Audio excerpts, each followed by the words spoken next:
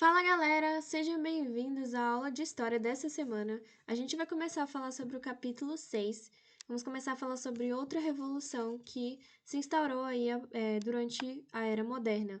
A gente vai chamar essa nova revolução de Revolução Industrial. Ela vai ter algumas características bem próprias e vai ser muito interessante porque o impacto dela vai influenciar aí a Europa como um todo e a humanidade de forma geral, porque algumas novidades que essa revolução vai trazer vão influenciar uma série de acontecimentos. E nós vamos estudar ela agora. Bom, nessa primeira aula, como sempre a gente faz, vamos primeiro falar sobre a definição do que foi essa revolução, suas principais características e também o contexto histórico em que ela surgiu. Então, vamos nessa.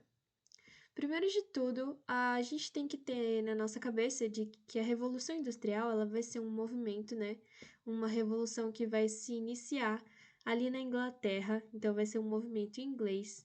E ele vai ser iniciado no final do século XVIII.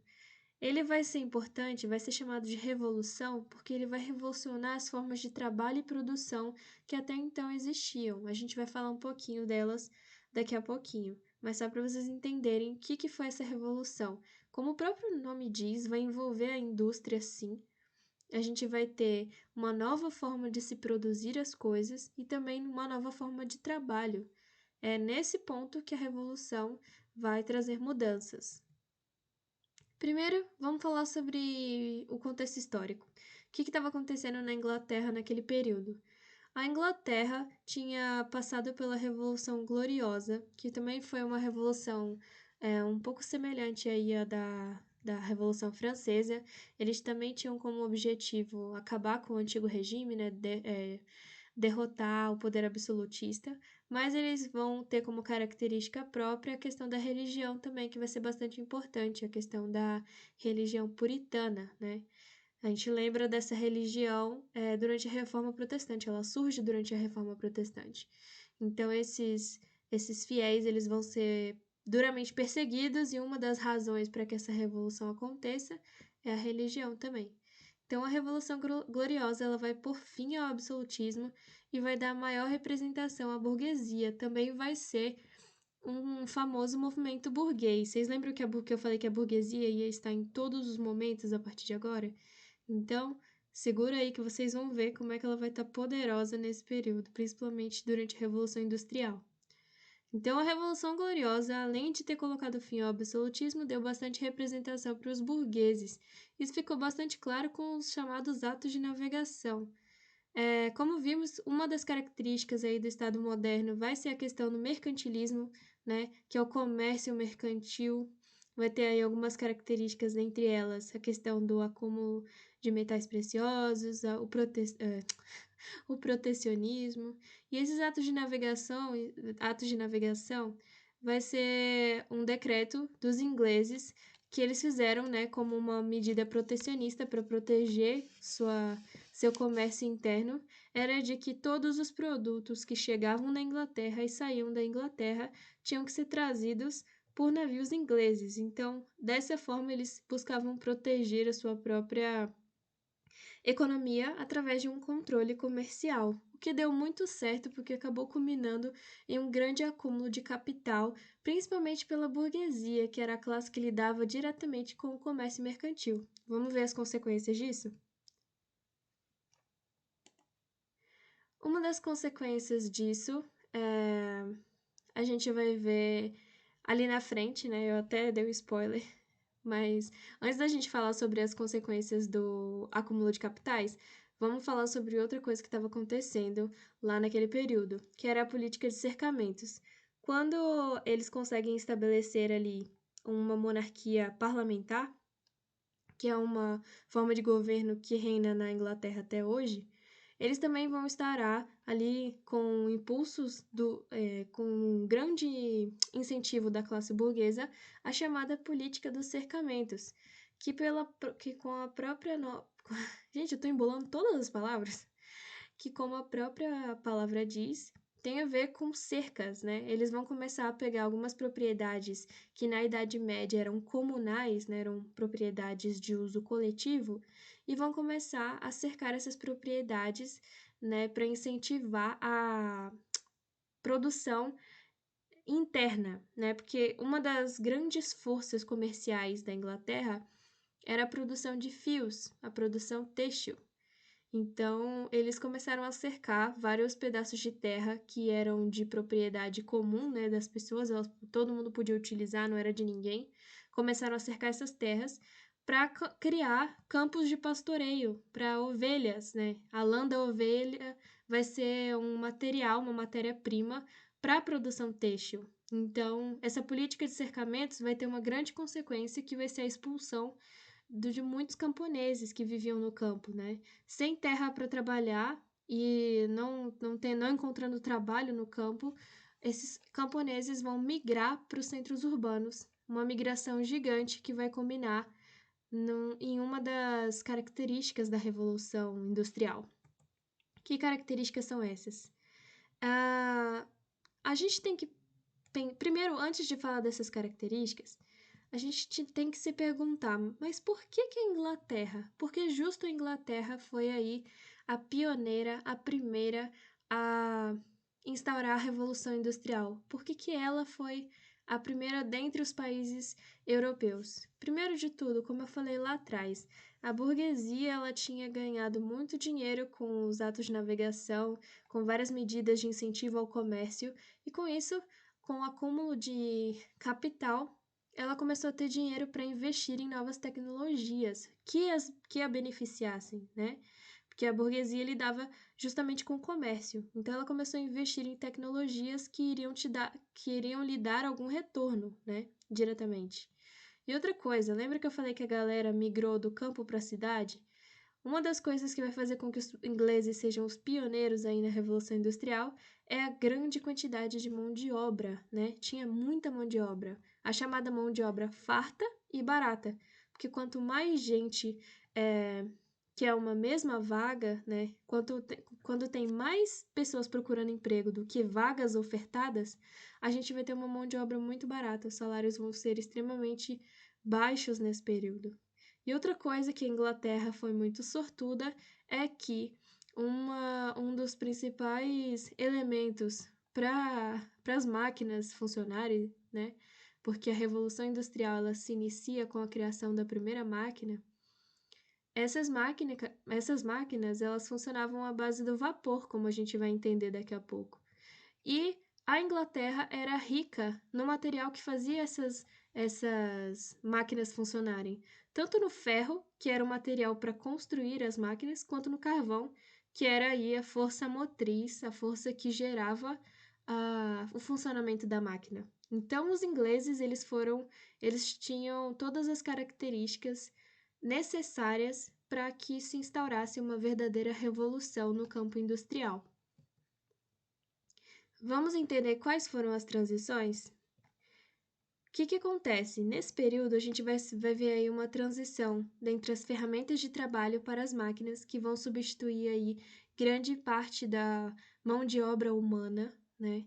As máquinas, elas vão acabar... O que uma pessoa conseguia fazer, a máquina consegue fazer 30 vezes mais rápido, consegue produzir 30 vezes mais. Então, as ferramentas ali das pessoas, dos artesãos, né, que a gente vai chamar, vão ser substituídas pelas máquinas. A energia humana e a energia animal vai ser substituída pela energia motriz ali, inicialmente pelo carvão, mais tarde com a segunda revolução industrial a gente vai ver aí o petróleo. E também a questão da produção artesanal e manufatureira, que vai ser substituída pela produção industrial, que tem outras características, né? Uma produção muito mais rápida, mas a gente vai entender isso agora. Seguinte, galera, como eu falei, a Revolução Industrial ela vai ter como o seu grande divisor de águas aí, o grande início de tudo da Revolução, a criação da primeira máquina, e essa máquina vai ser a máquina a vapor, por James Watt. Eu deixei um link complementar lá na plataforma, eu peço que vocês assistam porque é muito interessante, explicando qual foi a importância dessa máquina e como ela influenciou várias outras invenções logo em seguida. Então, essa máquina, ela vai ser revolucionária para a época, né? E vai agradar bastante a classe burguesa que vai se aproveitar dessa invenção para produzir cada vez mais e expandir seus negócios. Além dessa máquina a vapor, a gente vai ter outras criações importantes, né? Como a máquina de fiar, né? Que vai ter aí uma vai ser melhorada, vai ser aprimorada, vai conseguir produzir mais também. Ainda vai ser utilizada a força humana nesse caso, mas ela vai conseguir produzir muito mais do que a máquina anterior. E a gente também vai ter o tear mecânico. Todas essas invenções aí que vão ser inventadas junto com a máquina a vapor, mas essa máquina vai ser realmente o grande início de tudo. Vamos falar sobre os modos de produção? Seguinte, até o século XIV, a produção ela era feita pelo chamado artesão e ele dominava todas as fases da produção, ou seja, ele sabia desde ir atrás da matéria-prima, a fazer um molde. Isso eu falo molde se a gente pegar, por exemplo, um sapateiro, um artesão que faz sapatos. Então, ele faz todas as fases da construção do sapato, desde o desenho, de pegar a matéria-prima, desde a costura, desde da medida. Então, inicialmente as coisas eram feitas de forma artesanal, e isso queria dizer que a pessoa que produzia conhecia como fazer o produto do início ao fim e participava do início ao fim. A produção também, ela vai ter essa característica de ser caseira, geralmente essa produção de artesanato, né? Produção artesã, ela é uma produção caseira e familiar, geralmente ela envolve outros familiares, ela é feita no ambiente da casa mesmo. E dentro dessa produção, o artesão, ele é o dono de todas as ferramentas, ele é o dono da matéria-prima, porque ele compra a matéria-prima, ele controla o seu tempo de trabalho, então ele faz no seu tempo, das horas que ele aguenta fazer. E também é uma produção em menor escala, como é o artesão, os seus familiares que fazem, a produção ela também é pequena.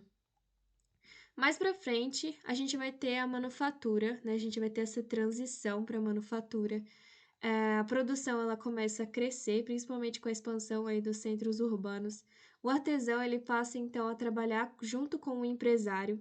Esse empresário vai ser geralmente uma pessoa mais abastada, né, com melhores condições, que vai fazer diversas encomendas para esse artesão, né? Esse empresário então ele vai ser o dono do seu negócio e tudo mais, e tem esse negócio com o artesão. Ele compra o trabalho do artesão, ele encomenda. Então, o artesão, tendo mais pedidos, mais encomendas, ele começa então a contratar pessoas para trabalharem para ele ou até mesmo a trabalhar para o empresário nas chamadas oficinas, né? É o início da divisão do trabalho, ou seja, o artesão já não faz tudo, né? O trabalho, a produção é dividida, cada pessoa faz uma parte e sai da área familiar, da área da casa, caseira, né? E a produção passa a ser feita principalmente nas chamadas oficinas, que eram de posse, na maioria das vezes, do empresário, né? Então, o empresário ele acaba se tornando o dono da oficina, ele acaba fornecendo a matéria-prima para o artesão, ele fornece as ferramentas. Então, aí a gente começa a ver uma inversão de valores, porque o artesão ele não mais controla o seu próprio tempo, ele trabalha por encomenda, né? Ele produz em maior escala e também ele recebe investimentos e pagamentos pela sua produção. Ele começa a vender a sua força de trabalho. Isso vai ficar ainda mais forte durante a Revolução Industrial, em que se instaura um novo modelo de produção, a chamada maquinofatura. Como o próprio nome diz, é uma produção baseada na força das máquinas. Então, a figura do artesão ela é basicamente substituída pelas máquinas que conseguem fazer o mesmo trabalho do artesão muito mais rápido, né? E quem opera essas máquinas, né? Quem vai entrar e ser uma classe que vai ser inaugurada nesse período são os operários, aqueles que vão operar as máquinas. Então, o empresário ele passa a ser a figura principal da produção, é ele que controla a produção, E a divisão do trabalho fica ainda maior, não se sabe mais como que começa a produção e como se termina. Cada pessoa faz só a sua parte, não tem uma correlação entre as partes, uma aperta o botão, outra roda o parafuso. Isso aí fica bastante claro num filme do Charlie Chaplin, chama Tempos Modernos, não sei se alguém teve a oportunidade de assistir, tem o filme inteiro no YouTube para quem quiser, é muito legal. E essa divisão do trabalho fica bastante clara lá. E outra coisa, gente, com a maquinofatura a gente vai ter um aumento da produção de forma gigantesca, sem tamanho. A produção vai explodir, vai se produzir como se nunca produziu antes. E outra coisa, como a gente está falando de maquinofatura, de máquinas, a produção ela sai das oficinas e passa a ir para as chamadas fábricas, né? Que são estabelecimentos muito maiores. E o empresário também, como era dono da oficina, passa a ser dono da fábrica, é dono dos meios de produção, né, do maquinário, e é ele que oferece salários pela força de trabalho dos operários. Então, temos todas essas características das produções, e a gente vê aí a transição até a chamada maquinofatura, que é a produção dessa época que a gente está estudando, da Revolução Industrial. Não fiquem preocupados que esse slide vai estar lá para vocês, eu sei que a letra tá miudinha. E é isso, galera. Fim da primeira aula. Espero que vocês estejam gostando e já corre lá para assistir a nossa aula 2, que já está na plataforma. Na verdade, eu peço que antes de vocês assistirem a aula 2, assistam um link complementar que fala sobre a criação da máquina a vapor. É muito interessante. E é isso. Até a próxima!